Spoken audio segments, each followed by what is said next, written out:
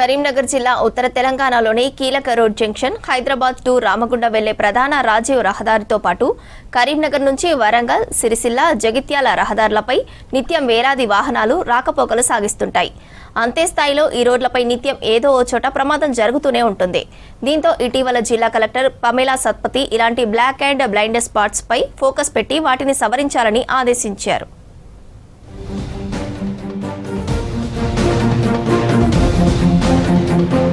కరీంనగర్ జిల్లాలో ప్రధాన రోడ్లలో తరచూ జరుగుతున్న రోడ్డు ప్రమాదాలపై అధికారులు దృష్టి పెట్టారు. యాక్సిడెంట్లకు రోడ్ల నిర్మాణ లోపాలు, డేంజర్ మూల మలుపులు వంటివి కారణమని గుర్తించారు.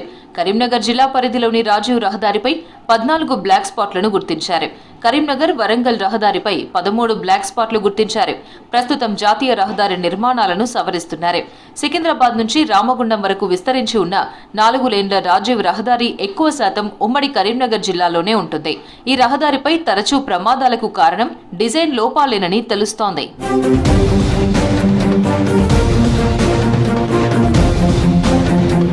రాజీవ్ రహదారి నిర్మాణ లోపాలపై ఉమ్మడి రాష్ట్రంగా ఉన్నప్పుడే అప్పటి ఎమ్మెల్సీ భానుప్రసాద్ నేతృత్వంలోని శాసనమండలి సభ్యులతో వేసిన సభా సంఘం రాజీవ్ రహదారి లోపాలపై నివేదిక ఇచ్చింది.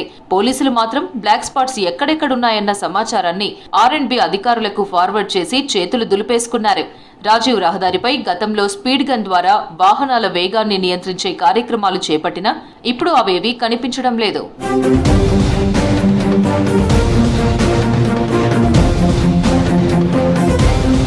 రాజీవ్ రహదారి ఒక్క కరీంనగర్ జిల్లాలోనే 107 కిలోమీటర్లు విస్తరించి ఉంది. గతంలో 2 లేన్ల రోడ్డుగా ఉన్న ఈ రహదారిని 4 లేన్లకు విస్తరించారు. సింగరేణి గండ్ల నుంచి బొగ్గు రవాణా, గోదావరి, మానేరు నదుల నుంచి ఇసుక రవాణా, జిల్లాలో దొరికే గ్రానైట్ ట్రాన్స్పోర్ట్ వంటివన్నీ రాజీవ్ రహదారి గుండానే సాగుతున్నాయి. కరీంనగర్ టౌన్ నుంచి చూసుకుంటే దాదాపుగా ఒక 20 బ్లైండ్ స్పాట్స్ ఉన్నాయి. అవి కూడా ఎవరు పట్టించుకోవట్లేదు. ముఖ్యంగా అలుగునూరు దగ్గర అసలు అది అలుగునూరు చౌరస్తానే పెద్ద ప్రమాదంగా ఒక గండంగా మారింది. కానీ అక్కడ ఒక ఫ్లైఓవర్ వేయడానికి ఆలోచన ఎవరు రావట్లేదు. ఎందుకంటే ఆ జంక్షన్ దగ్గర 3 కనెక్టివిటీ ఉంది. ఒకటి కరీంనగర్ రావడానికి, ఒకటి వరంగల్ పోవడానికి, ఒకటి హైదరాబాద్ పోవడానికి. అలుగునూరు చౌరస్తా కూడా చాలా ప్రమాదకరంగా మారింది. ఇక్కడ 3 వైపుల నుంచి వచ్చే వాహనాలు తరచూ ప్రమాదానికి గురవుతున్నాయి. జగిత్యాల, కరీంనగర్, వరంగల్ రోడ్డును NH 563 కింద జాతీయ రహదారిగా గుర్తించిన భూసేకరణ సమస్యలతో ఇంకా పనులే మొదలు కాలేదు. ఈ మార్గంలో అనేక చోట్ల రోడ్డు ప్రమాదకరంగా మారింది. ఇక జమ్మికుంట నుంచి వీణవంక, చల్లూరు మీదుగా మానకొండూరు వైపు వేస్తున్న కొత్త రోడ్డులో కూడా అనేక చోట్ల మలుపులు ఉండడంతో ప్రమాదాలు జరుగుతున్నాయి.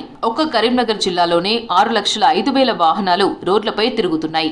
వాహనాల అతివేగం, అజాగ్రత్త, మద్యం తాగి వాహనాలు నడపడం వంటి అనేక మానవ తప్పిదాలతో పాటు నిబంధనలకు అనుగుణంగా లేని రోడ్ల వల్ల కూడా ప్రమాదాలు జరుగుతున్నాయి. దీనికి పర్మనెంట్ పని మాత్రం ఎవరు చేయడం లేదు. సో దీనివల్ల బాగా యాక్సిడెంట్ జరుగుతున్నాయి. కొంతమంది చనిపోతున్నారు. దాదాపు ఇక్కడ నుంచి మన గంగధార వరకు రోజు నిత్యం ఒక 2 యాక్సిడెంట్ జరుగుతాయి. సో మెయిన్గా ఏంటంటే కొత్తపల్లి నుంచి గంగధార మన వెదిరే రెగ్యులర్గా జరుగుతాయి. ఎందుకంటే రోడ్డు చిన్నగా అయిపోయింది, వెహికల్ పట్టడానికి జాగలేదు. దీని మీద అధికారులు స్పందించి రోడ్డు డివైడర్ పనులు చేయాలి. బైపాస్ కాంచెల్లి బాగా యాక్సిడెంట్ జరుగుతున్నాయి. రోడ్డు కంపల్సరీ నడమ థియేటర్ కట్టి మంచిగా 4-వే చేయాలని మంచిగా ఉంటుంది. ఎందుకంటే ఇప్పుడు మొన్న మా కుటుంబాయన కూడా ఒకరేలా కూడా ఇక్కడనే యాక్సిడెంట్ చనిపోయిండు. బాగా బండ్లు స్పీడ్ పోతున్నాయి, స్పీడ్ బ్రేకర్ కూడా లేవు. మనకి ఏంటంటే కొంచెం అధికారులు కొంచెం చర్య తీసుకొని జర బాగా స్పీడ్ ఉన్నది, కంట్రోల్ లేదు. ఇది జర స్పీడ్ బ్రేకర్లు వేసి 4-వే చేయాలని అధికారులను కోరుతున్నాం. ఇంచుమించు నెలకు ఒక 5-6 యాక్సిడెంట్లు ఇక్కడ జరుగుతున్నాయి. ఇప్పుడు ఈ బైపాస్ రోడ్ అయిన కాడ నుండి ఏంటంటే ఇక్కడ బ్రేకర్లు కానీ ముందస్తు చర్యలు కానీ ఏం లేకపోవడం వల్ల యాక్సిడెంట్ జరుగుతున్నాయి. నేను చూసినప్పటి నుండి గత 20 సంవత్సరాల నుండి ఈ రోడ్డు ఎట్లుందో అదే పరిస్థితిలో ఉంది. రహదారి ప్రమాదాలకు కారణమైన బ్లాక్ స్పాట్స్ లో కేవలం హెచ్చరిక బోర్డులు పెట్టి వదిలేయకుండా వాటికి శాశ్వత పరిష్కార మార్గాలు ఆలోచించాల్సిన అవసరం ఎంతైనా ఉంది. ఈ దిశగా రోడ్ సేఫ్టీకి సంబంధించిన అన్ని శాఖలు పనిచేయాలని కోరుతున్నారు కరీంనగర్ జిల్లా వాసులు.